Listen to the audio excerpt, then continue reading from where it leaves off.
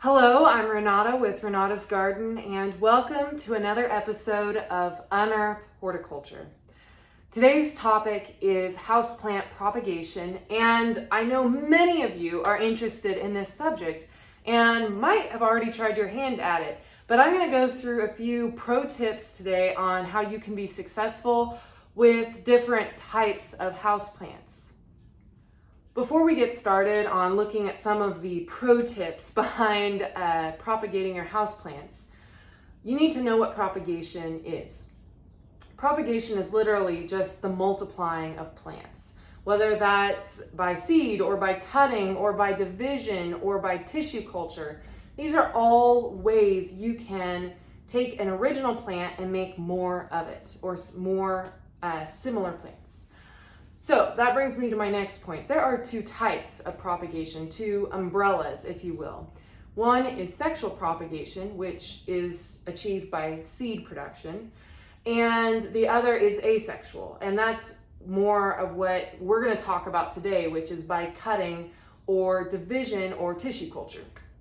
The industry broadly uses propagation by cutting, because when you produce something asexually, you're taking the mother plant and making exact clone copies of that plant's DNA. So that results in more consistent crops across the board if you're growing ornamentals or tomatoes or whatever you're growing. If you want to grow a lot of it, it's always better to start with asexual propagation so that you end up with the same genetics across the board. However, there are other reasons that you would like to asexually propagate, mainly because it's easier for a certain plant species to be propagated in that way. For example, there are a lot of plants where their seeds are only alive and viable and will grow within the hour that the plant produces that seed. Sometimes seed lasts for 10 years, 100 years, sometimes they last for very minimal time periods. So in that case, you might think about propagating that plant asexually by taking a cutting, a leaf cutting, a stem cutting, a tip cutting. There's all types of cuttings. Under that umbrella of asexual propagation, there are so many different methods that you can use to propagate your houseplants. And we're going to go over a few of those methods today. The first tip I want to discuss is all about tools. I'm a big believer in tool maintenance, and when you're getting ready to take a cutting from a plant, it's important to have a sharp tool that can make a clean, healthy cut, but also to have a tool that is clean, sterilized. So use rubbing alcohol or flame to actually sterilize your tool so that if you've made a cut previously on a diseased plant or a pest-ridden plant, then you're not going to transfer that to your cutting or to the mother plant. Because keep in mind, when you make a cutting, you are wounding the plant.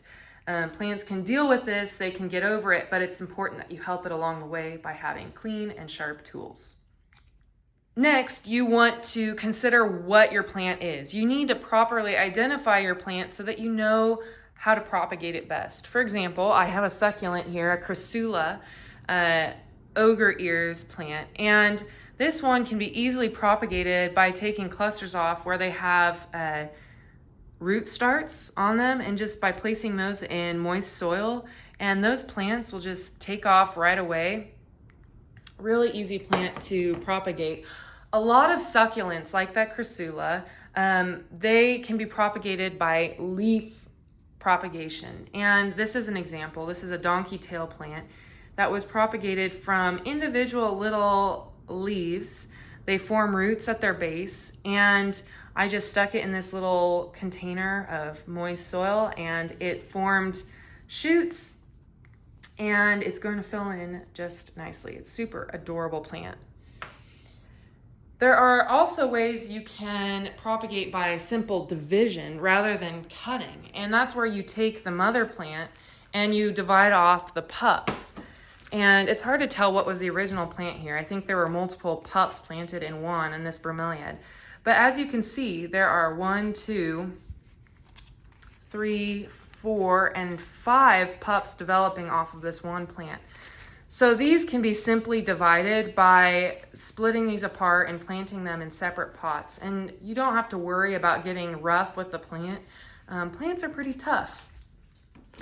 If you want to see more on bromeliad division, I actually have a video that you can watch where I reference that, and I'll put the link in the comments or the description below.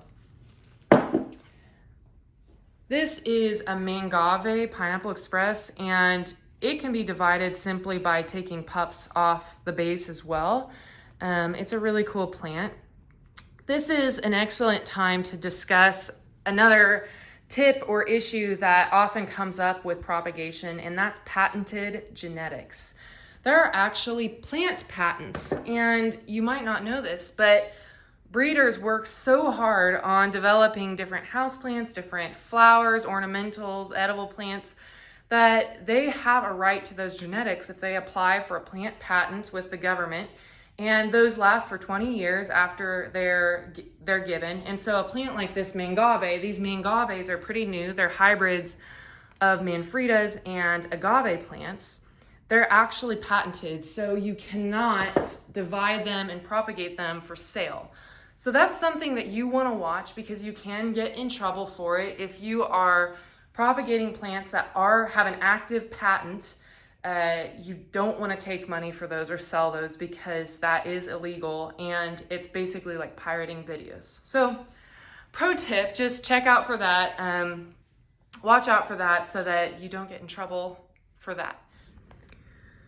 Okay, so several plants, especially plants in the aroid family like this golden pothos, have what are called root initials, where you can already see that they're forming roots along their stem. Let's see if we can get it to focus here. There's one right there, and there's one right there. This plant has a lot of root initials along it, and that makes it easy to take cuttings, and those root initials are already there, ready to actively grow as soon as it's placed in some moisture. So you can just take a cutting, snip it right below where there's a root initial, and then pop it in the soil, and you've got a cutting that's well on its way to taking root and forming a new plant entirely.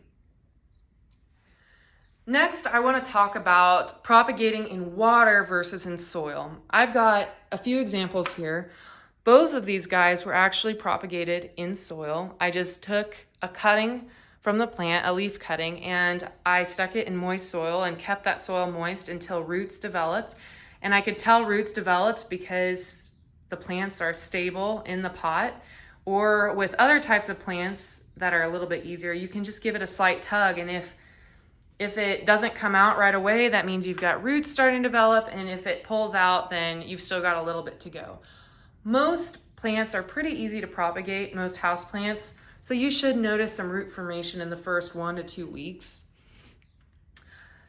A lot of people propagate by water, and I have an example here. I've had this Tradescantia in water for about a week, and it's formed roots along its nodes here. And yes, roots will form where there is water and you take a good cutting where there's active growing points. However, it is always more difficult to transfer plants from water to soil than it is to just start in soil in the first place. So I suggest, like, if I was doing this the way I would have done it in the first place, if I weren't using this as an example, I would just go ahead and take this cutting about right here.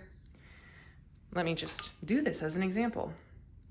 I would take this cutting right here below the node where roots naturally develop, and then I just take maybe the lower leaf off, and then this is where all of the roots are going to come when they form, kind of like they did when they were in water.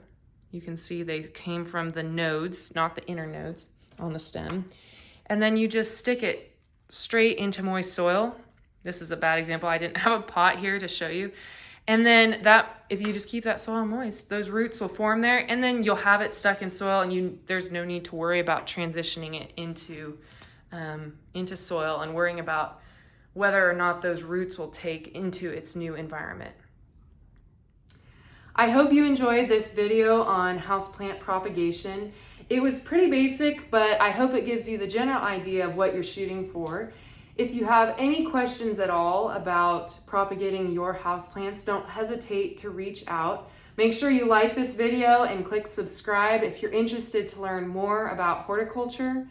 And until next time, you've been watching Unearth Horticulture.